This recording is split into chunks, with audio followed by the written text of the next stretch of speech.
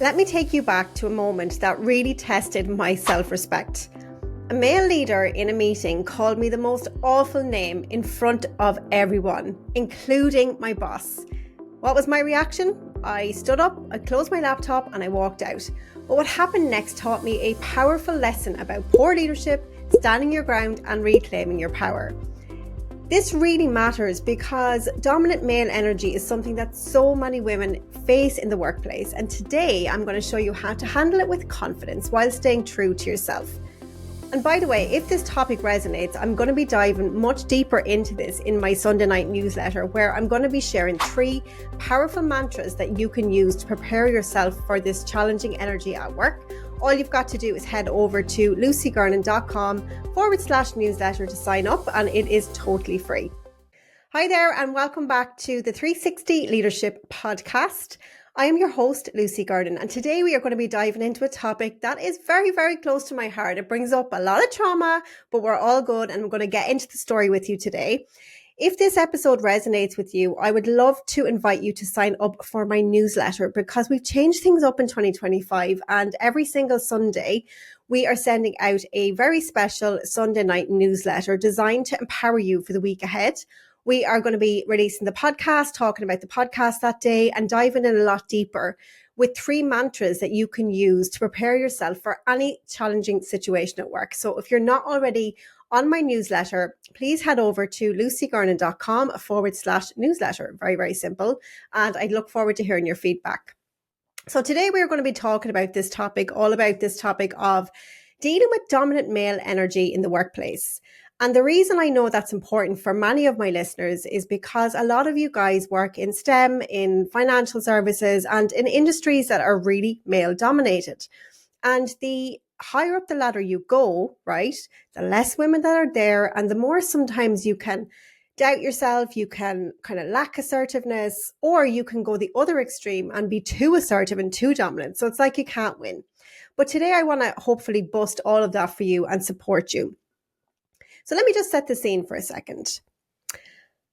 Many years ago, I was in a big meeting and the stakes were high. There was a lot of tension in the air. There was a lot of cross-functional. There was a new person who had joined the team, and we were trying to figure out this particular process for how all the departments would work together. You know, those kind of ones? Yeah, they're kind of a little bit challenging. So there was a lot of tension. It was like it was a really busy time anyway. And I remember sitting in the meeting room surrounded by about 6 women, 3 men. One of them was my boss. And this particular person was trying to get his point across. And myself and my colleague, who was also female, were challenging him because we didn't really understand the ask, right? And he was really stressed. But he turned around and he called me the most awful name, well, the 2 of us, in front of the whole group. My reaction was, I walked out. I got up, I closed my laptop. I was in such shock, disbelief. I was angry because I had looked around the room and I had looked for support from the other women who were at the table, and all of them stayed silent. My boss also stayed silent, and the meeting started to continue on as if nothing had happened. Now, there was no way was I going to stand for that, so I just politely paused and I just said, listen, I'm sorry, I can't stay here and listen to this. I need to take a breather. So I got up. I was just totally shocked. And I went out to the tea room, and I remember my boss followed me out. But instead of getting support, I was actually scolded, and I was told, don't ever leave this meeting again. So I knew in that moment, I was like, whoa, how is this being turned around on me when this male has just, who by the way I had a great relationship with, which is funny enough, how am I the one kind of getting in trouble, if you like? So I knew in the moment that there was no point having the conversation there and then, but instead of letting it slide and instead of going home to my husband and giving out, I decided to confront. So 2 things that I did. The first thing that I did is I went up to my boss later that day when things had calmed down, and I told him that I wasn't very happy that he didn't support me. I explained to him that that kind of behaviour was unacceptable, and that if that ever happened again, I would leave his meeting. I assured him that obviously I was there for the company, which I was, but that kind of behavior was totally disrespectful.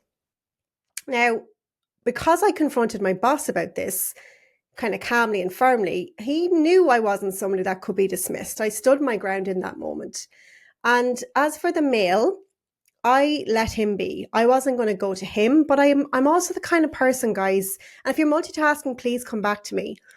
For too long, I allowed other people to take away my power, and I made a decision in that moment to choose compassion over conflict.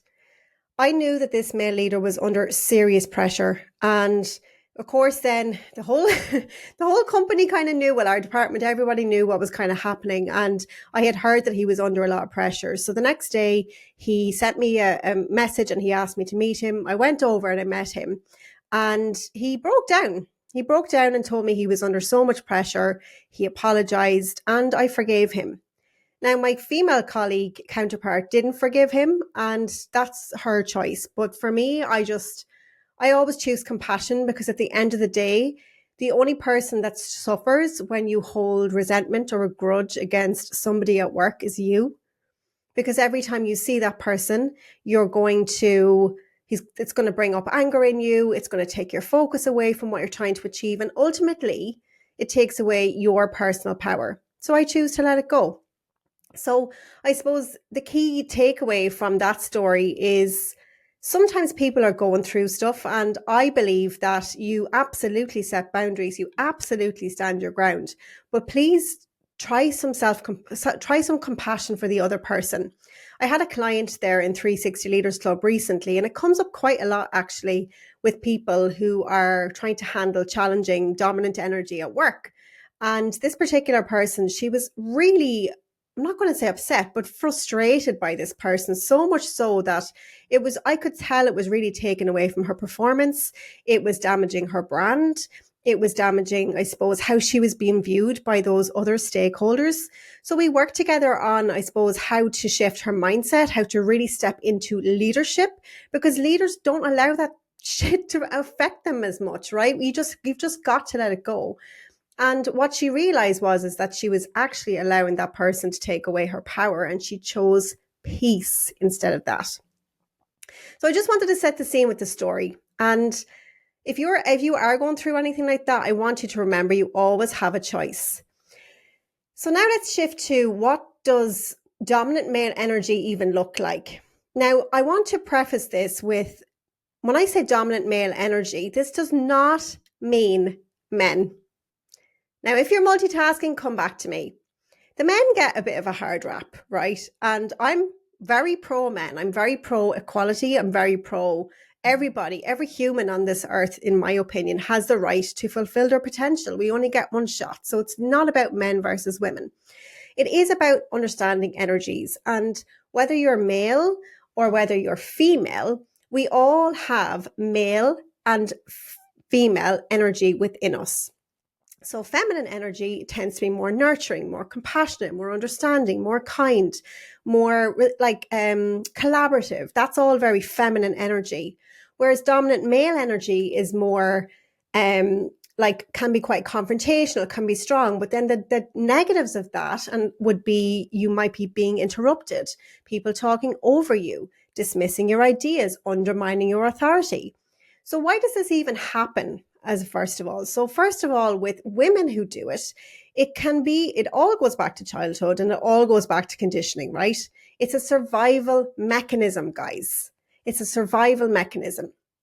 And in particular with men, the reason it happens with men in particular is because of social conditioning, because many men will equate dominance and authority with leadership. And this can be often an insecurity that is masked as arrogance. And unfortunately, corporate culture often rewards this behavior. So there does need to be a shift, but it's not about the men are wrong and the women are right. It's about finding the balance, guys. Now, we know like not every lad is like that, thank God, but we all know a few who act like Donald Trump when they're in a tiny little meeting room in a company in Dublin, right? They're not Donald Trump, but sometimes they think that they are, and that's okay. More power to them. But you as a female, if you are not ready for that energy, or you haven't worked with a coach like me yet to really work on your mindset, your self-leadership, your confidence, your own self-worth, your own conflict management skills, and all those things you need to really succeed in the corporate world, it can be really, really difficult, right? Because 80% of everything you do in leadership is psychology, by the way. And if you're multitasking, come back to me. You can be the most technically minded, business savvy, technical person in the world. You can deliver amazing operational results. But leadership is 80% psychology and understanding humans. And it's all about that. It's all about that. And that's what I teach when you come work with me. So if you're interested in learning about working with me, you can just head over to lucygernon.com/apply, and you can apply to work with me, and I will let you know when spots open up again. Okay. Now let's move on to the topic of the day. How do we actually handle it? So picture this. You're sitting in a meeting with him. I want you to think of that one male in your world that drives you mental, that makes you feel belittled, that every time you see him, he annoys you, right? I know most of you have this person in mind. So let's talk about that. The first thing I invite you to do is to stay calm and collected. You set a powerful intention before walking into any meeting with this person that you're going to be chill, because that gives you power, right? So when the person does their usual thing of interrupting, speaking over, being all dominant, being all, taking credit for everything, you actually have power because you already know this, but it's about leveraging, right? So you set a powerful intention, and then when it happens, you pause, power pause, you breathe, and you don't react emotionally, because a cool head wins every single time, okay? So the first step is when you feel yourself getting triggered, you've got to stay calm. And how you do that is you set an intention before going into the meeting that you're going to be calm. Got it? Okay, great. The second thing is you need to stand your ground gracefully. It's really important to have a bank of assertive phrases that you can use in the moment. And this is something I give you when you work with me as well. I have phrases for everything, and they're so universal, so good. But for example, if somebody interrupts you, you do not have to allow that interruption, because actually it's a power play. And I know you don't like the politics. However, girls, you're either a player in the game, playing the political game, or you're being played by the game. And I sure as hell do not want to be played by any game. I'd much rather be involved in it, right? So you have got to get yourself ready. And you might say something like, if somebody interrupts you, this is a good one. I'd like to finish my thought and then just continue talking. That's it. You don't have to invite it. It's an energy of assertiveness. I'd like to finish my thoughts. So as I was saying, John, I believe, and I recommend very, very good phrases to use, that this is the path we should take, and here's why. And you just continue, but it's about the energy that you're using when you say that. Got it? Good. Number 3, you can take it offline if needed. God, do we hate that phrase, but wow, what else can we say? Let's take it offline. If somebody, and this is so important, if you're multitasking, please come back to me. If somebody is consistently speaking over you, they're most likely not aware, first of all. You probably have this whole story in your head about how they're out to get you and they don't like you, or they're trying to steal your limelight. Stop with that story. It is not helpful, is it? It's not helpful to you. My only concern is you, girls. Everyone who listens to this podcast, my clients, the most amazing women in corporate leadership, anything I ever share with you is always with the intent to help your mental well-being, your success, right? It's not about letting him win. It's about giving you peace. So you've got to have the cojones to address that behavior one-to-one. And you might say something like, hey, John, can I just catch you for a second after? And then you would just share, listen, that comment didn't sit right with me. And I just wanted to share with you how it came across. And again, continue talking. Don't get in with an invitation. Or you might, it depends on the dynamic, just say, would you be open to some feedback? And pause and see what they say. And if he says no, you know that you're speaking to somebody who's in a highly emotional state. All right, because most leaders at your level, and most of the women I work with would be directors, VPs, SVP level. If you've got to that far, usually you are very open to feedback. Okay. So I would definitely recommend that you address it. If you don't, it's going to fester. The fourth thing then is to build long-term resilience. You've got to set boundaries. I've said this a million times, but you teach people how to treat you. And the little girl inside you might be holding you back. Tell her she needs to grow up a little. Tell her that she's safe. Tell her you're in this wonderful game of corporate life and it's okay for you to speak up. Build a network of trusted allies at work. And also, that's exactly why I founded 360 Leaders Club, because I saw how difficult and challenging it is for women in male-dominated industries. I've seen it. I understand the psychology behind it. I understand why a lot of my clients don't feel safe to speak up. And there's a lot of steps you need to take to truly build confidence and self-belief in yourself so that when you're in these situations at work, you are not, doubting your abilities and you feel good enough to set boundaries. Like I've had so many clients who have done this. And once you begin to do this once or twice, 3, 4 times, you're going to realize there was never a problem to begin with and you should always have done it, right? So that's the second thing. And then lastly is mindset work is absolutely crucial in leadership. Absolutely crucial. Of all of the top leaders that I have worked with, interviewed, the biggest transformations when people come to work with me and the leaders that I know outside of, my own business, entrepreneurs, all of them know it's 80% mindset. Success is 80% mindset and it's only 20% tactics technical, okay? Everything else is mindset. Everything else is soft skills. Yet most of you guys focus on the 20%, right? And then you wonder why life is so hard. Master your mindset, learn to lead yourself and your life will change. And lucky for you, in this week's in this week's newsletter, if you're dealing with this kind of male-dominated energy at work or you want to prepare for it, you've got to sign up for my newsletter because I'm going to be diving a lot deeper into this topic and you can read it and you can keep the emails so that for future, when you're in these situations and you're like, what did she say to do? You can go back to the email. You can just literally save it because I'm sharing 3 really powerful mantras that will help you stand tall in any room, no matter who's in it. So just head over to lucygernon.com/newsletter and sign up. And it's totally free. Okay. Every Sunday night, I am sending that to you and you're going to feel great for the week ahead. So that's it for this week's episode of the show. If you found this helpful, I would really appreciate if you would tell your friends about it and just send them the link to sign up to the newsletter as well, because the more we talk about these challenges, the more we empower each other. So again, it's lucygernon.com/newsletter, or you can just grab the link to the podcast and send it to as many women in leadership as you can, because I guarantee you there's going to be so many of them that are going to be so grateful to, number one, have heard the tips in this episode, but more importantly, to know that they're not alone. Okay, we've got to build this community, ladies, together. We don't have to do this together.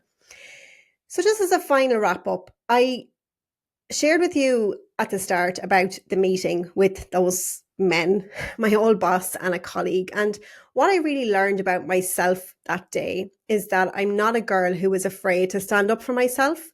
And that has really served me as a past people pleaser. It's really served me in my business as well, because even when I'm I speak with a lot of executives, when I'm going to work in their companies and things, and I apply all the same skills and strategies, even though they're just like you. I'm dealing with people who essentially can say yes or no to me for investment. It's exactly the same for you.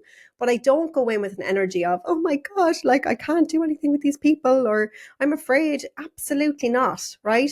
You've got to remember you're valuable, you're there to support them, and you deserve to be treated fairly. And I promise you, standing up for yourself always pays off in the long run. And finally, I'm going to leave you with this. Remember, dominant energy is just noise. It does not define your value or your worth. So stay calm, stand firm, own your power. And don't forget, I'll be sharing those 3 mantras in this week's Sunday night newsletter. So just head over to lucygernon.com/newsletter and we'll pop the link in the show notes. Until next week, bye for now. Take care.